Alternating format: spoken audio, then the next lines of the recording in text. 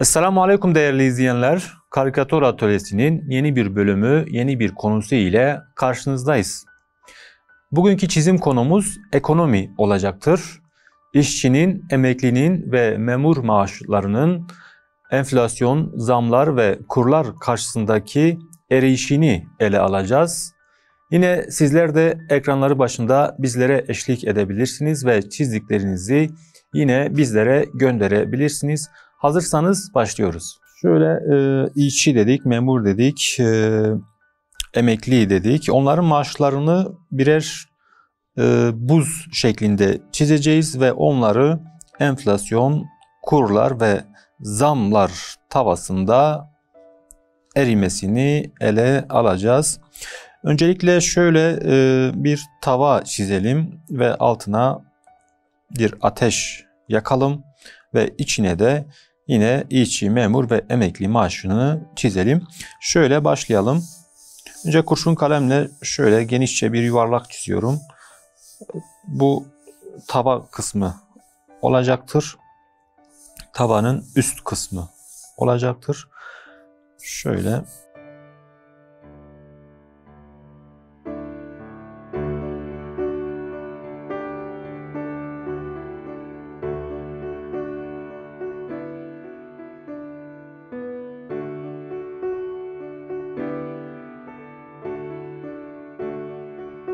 Şu alt noktada yani tavanın altında bazı odun parçaları yapacağız ve onların üzerinde ise bir ateş yapacağız.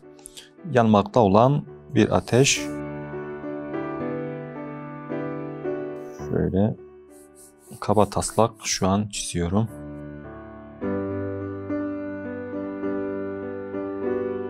Şurada tabii şu tavanın bir kulpu olması gerekiyor. Onu da şuradan yapıyoruz. Şöyle. Dışarıya doğru taşmakta. Yani tamamının görünmesine gerek yoktur.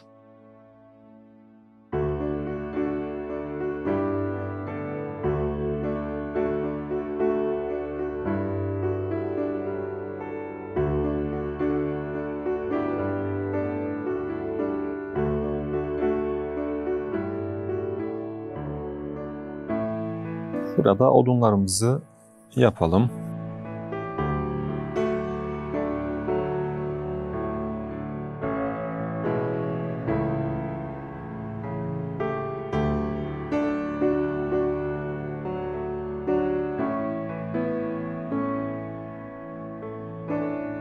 Ve tabii şurada ateşimiz olacaktır. Şöyle ateşi şuradan yapacağız.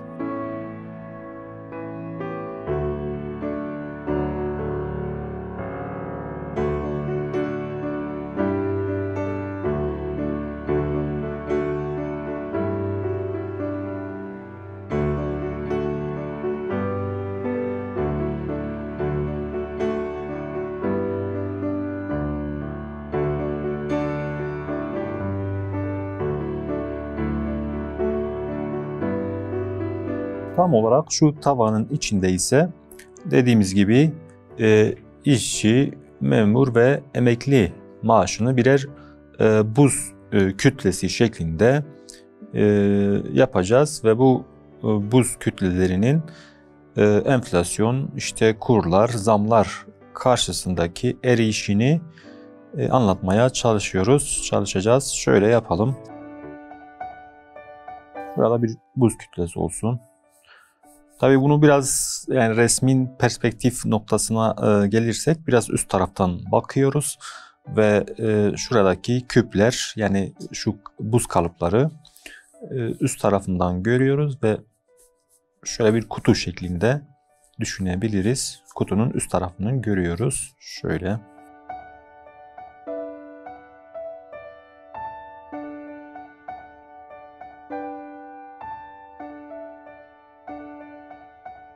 Tabii renkli çizerken biraz daha mavimsi tonlar kullanmamız gerekiyor. Işık ve gölgeyi iyi ayarlamamız gerekiyor ki buzun şeffaf etkisini yakalamamız için tek bir renk, tek bir tonda yapmamız doğru olmayacaktır.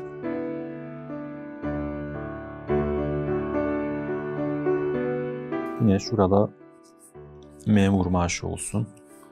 Tabii yaparken şöyle bir gerçeği de göz önüne almak gerekiyor. Yani resmin anlamı bakımından örneğin işçi maaşı, memur maaşı farkını da gözeterek bu kütlelerini biraz daha birbirinden farklı büyüklükte yapmamız gerekiyor. Örneğin memur maaşı işçi maaşından biraz daha fazla olduğunu düşünürsek buz kütlesini ondan biraz daha yüksek yapmamız gerekiyor. Onu da şöyle bir yükseklikte yapalım.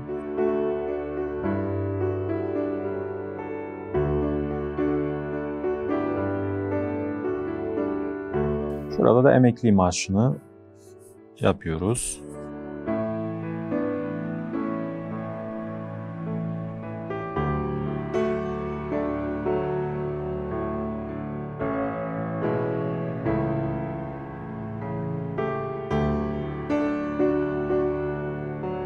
Şuraya şöyle emekli maaşını yazacağız. Şuraya memur maaşı, şuraya işçi maaşı. Şu tava ne demiştik? Örneğin enflasyon,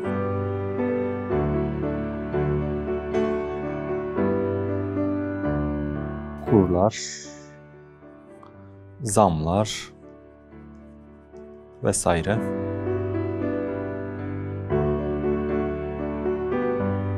Şuranın şöyle eridiğini de tabii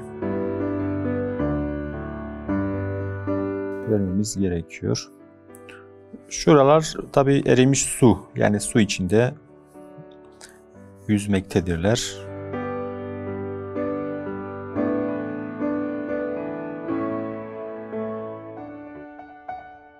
Bunu da yaptıktan sonra artık biraz daha koyu bir kalem ile üzerinden geçebiliriz. Daha belirgin hale getirebiliriz. Şöyle yumuşak uçlu bir kalem, bir fırçamı alıyorum. Ve şöyle başlayalım. Yine tabii tavadan başlamak istiyorum. Biraz daha dış çerçeveyi yakalamak için şöyle başlayalım.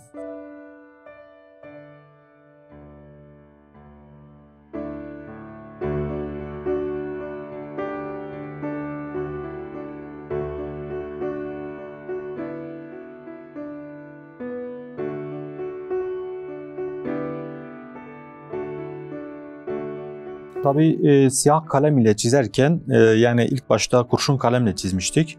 O yüzden öncelik veya önde arkada olmasının çok bir şey yoktu, önemi yoktu. Ama siyah kalem ile çizerken bunu göz önüne alarak başlamamız, çizmemiz gerekiyor. Çünkü ön tarafında ateş olduğu için ateş hem odunu hem de şuradaki tavayı kapatması gerekiyor ki önce ateş yapmamız gerekiyor ve daha sonra tavanın yan taraflarını yapmamız gerekiyor. Şöyle yapalım.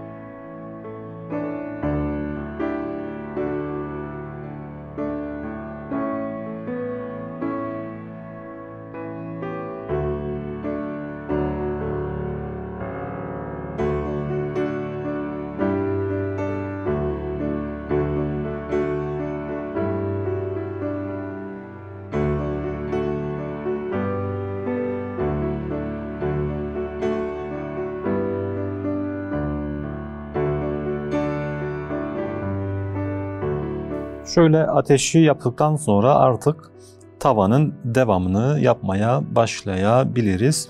Şöyle bir oval şeklinde, tabii oval bir çizgi şeklinde. Şunu da şu tarafını şöyle ateşin arkasına doğru getiriyoruz. Şöyle ön tarafta odunlar yapmıştık. Şöyle onları da yapalım.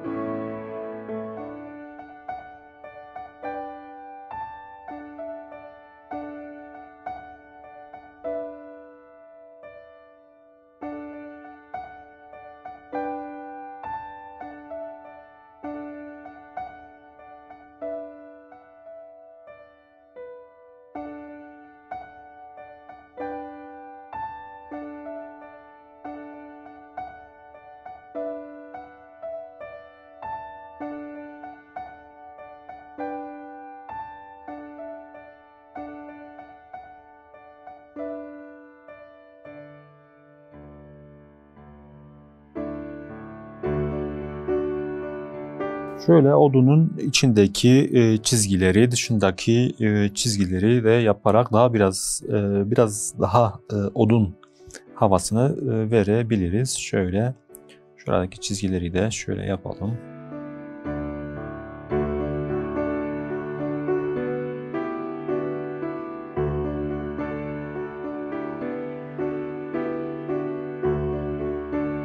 Şuradaki kısımları tabii gölgede olmuş gibi yapabiliriz. Şöyle.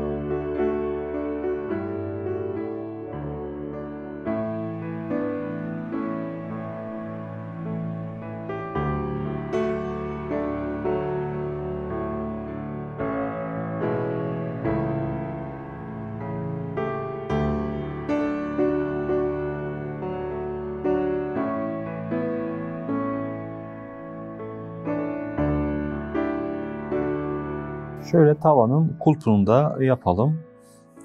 Daha sonra içindeki ayrıntıya gireceğiz. Şöyle başlayalım.